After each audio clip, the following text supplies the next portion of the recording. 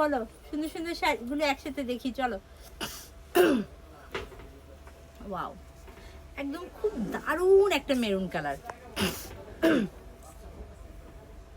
আমার হাতে দেখো ভীষণ সুন্দর একটা মেরুন কালারের শাড়ি, যেটা দেখলে চোখ চোখ জুড়িয়ে যাচ্ছে।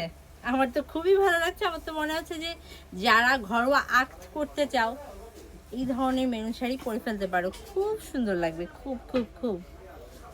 আর বিয়েতে কনের বোন, বরের বোন, কনের বান্ধবী সবাই তো ইজিলি এই শাড়িটা পরতে পারবাই। দেখিয়ে দিচ্ছি চলো। এবং সাথে থাকছে ডিসকাউন্ট। এটা হচ্ছে আঁচল, মেরুন এবং গোল্ডেনের কন্ট্রাস্ট। হাতের শাড়িটা হচ্ছে মেরুন এবং গোল্ডেনের কন্ট্রাস্টের একটা শাড়ি। এই যে উপরের পাড়, নিচের পাড় এবং ফুল বডি দেখো, ফুল বডিতে কাজ করা, ফুল বডিতে জামদানি ওয়ার্ক করা। এগুলো একদম ট্রেডিশনাল শাড়ি, মসলিনের উপর জামদানি কাজ করা শাড়িগুলো একদম ট্রেডিশনাল শাড়ি।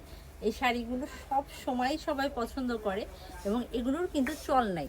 অ্যাকচুয়ালি শাড়িরই এমন, মানে কামিজের ক্ষেত্রে আমি যেটা দেখি যে প্যাটার্ন চেঞ্জ হয়, চল চলে যায়, এখন আর পরা যায় না।